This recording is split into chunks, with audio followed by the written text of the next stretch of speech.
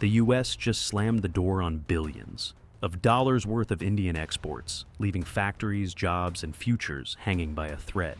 But what if I told you this single move triggered a global chain reaction that no one saw coming? In this video, we're going to uncover top 5 countries supporting India against US tariffs in 2025. And these aren't just symbolic gestures. We're talking real money, powerful trade deals, and bold diplomatic moves that could tilt the balance of global power itself. Each step on this list brings higher stakes, deeper strategy, and shocking revelations. And when we finally reach number 1, you'll see the game-changing move that could rewrite the very rules of world trade. So, stay with me till the end because you do not want to miss this. Number 5, United Arab Emirates. The United Arab Emirates emerged as one of India's fastest operational responders to tariff shock since the India-UAE Comprehensive Economic Partnership Agreement.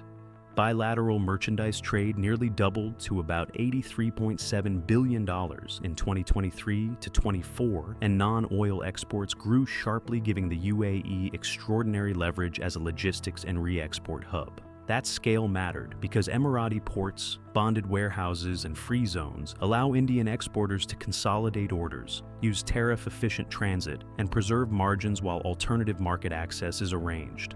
Indian jewelry, textile, and electronics firms quickly used UA warehousing and re-export services to time consignments and meet preferential origin rules in new markets. At the same time, sovereign and private Gulf capital accelerated investments into Indian ports, logistics parks, and special economic corridors, providing the balance sheet support exporters needed to maintain production rather than shutter capacity. For many memes, the UAE offered a near-immediate practical solution: routes that avoided punitive duties, short-term storage that preserved inventory value, and buyer introductions that replaced lost US orders. Geopolitically, the UAE's response illustrated how an energy and trade hub can pivot from transactional partner to active facilitator of resilience, using trade facilitation and capital to blunt the immediate economic pain and buy time for longer-term diversification. Number 4, Brazil. Brazil's response converted rhetorical opposition to unilateral tariffs into practical market openings and financial support for Indian exporters. Two-way trade with India reached roughly $12.2 billion in 2024 to 25, and Brasilia used that commercial foundation to create special credit windows, expedite certification and testing processes, and deploy targeted buyer missions designed to absorb consignment squeezed by US duties. Those measures were particularly useful for Indian pharmaceuticals, processed foods, and engineering goods, products that quickly found new supermarket chains, distributors, and industrial buyers across South America. Brazil also coordinated commodity agreements that stabilized offtake for items that might otherwise have lost US contracts, which in turn protected prices and cash flows for Indian producers. For small and medium exporters, Brazilian market access plus short-term credit meant revenue continuity and breathing space to pursue regulatory approvals elsewhere. Diplomatically, Brazil's actions showed how major emerging powers can operationalize solidarity into finance and market access. Coordinated interventions that blunt the leverage of unilateral tariffs and provide India the time and alternatives needed to rebalance trade relationships. Number 3, South Africa. South Africa played a pivotal role by turning BRICS solidarity into operational support, rather than mere statements at the Rio Summit and in ministerial communiques. The expanded BRICS group expressed clear unease with coercive unilateral tariffs and pushed for rules-based dispute settlement, alternative financing arrangements, and deeper intra-bloc trade facilitation.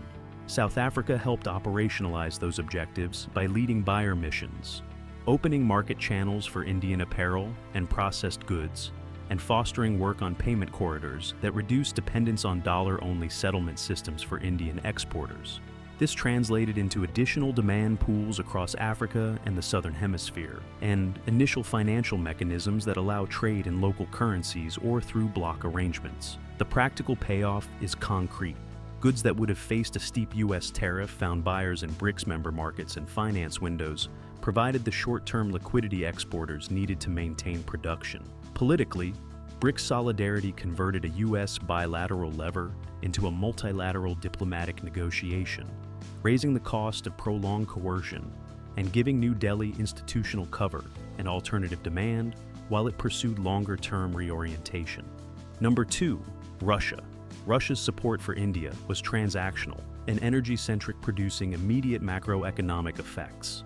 Bilateral trade surged to a record of roughly $68.7 billion in 2024 to 25, driven largely by discounted crude and petroleum products that guaranteed India's energy needs while furnishing Moscow with reliable buyers. Russia publicly criticized punitive U.S. tariffs and simultaneously offered practical workarounds: supply continuity, rupee-ruble settlement discussions, and expanded lines of credit for trade facilitation. Those actions mattered in two ways. They reduced India's vulnerability to energy price shocks, and they created payment alternatives that eased dollar-centric frictions for importers and exporters. For New Delhi, reliable and cheaper energy imports provided strategic insurance when tariff pressure threatened broader economic stability. For Moscow, deeper commercial ties expanded a market for energy and non-energy exports while strengthening a partnership that can absorb geopolitical shocks. The practical effect was immediate liquidity, stable fuel supplies, and a set of payment and logistics options that blunt the leverage the U.S. sought to exert through market access coercion. Number 1, China. China's response to the 2025 tariff episode had the most immediate effect on India's bargaining power because of sheer scale. Two-way trade in 2024 to 25 moved into the order of $127.7 billion with imports from China at roughly $113.5 billion, while Indian exports remained far smaller. Beijing signaled willingness to ease logistics, encourage exporters to keep flows to India, and maintain input chains for intermediate goods. Actions that allowed Indian factories to remain operational while export markets were rerouted. That supply continuity mattered. When components and intermediate inputs keep flowing, factories can pivot to new customers without losing weeks of production or client credibility, making punitive tariffs far less immediately damaging. China's practical steps reduced the immediacy of economic pain and gave India breathing room to diversify export markets and retool manufacturing. Yet this accommodation is double-edged. Increased reliance on Chinese inputs raises long-term strategic questions for New Delhi about dependency and supply chain resilience. Even so, in the short term, Beijing's capacity and willingness to deploy commercial levers proved the single most powerful counterweight to Washington's tariff strategy and reshaped the arithmetic of bargaining in 2025. And that brings us to the end.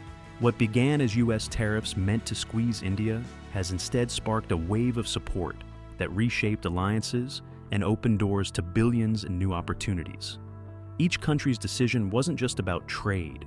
It was about signaling where the future of global power is headed. Together, they turned a challenge into a turning point. Now, the big question is, which of these moves surprised you the most? I'd love to hear your thoughts in the comments. If you enjoyed this deep dive, make sure to like the video and subscribe for more stories that reveal how today's decisions are rewriting tomorrow's world.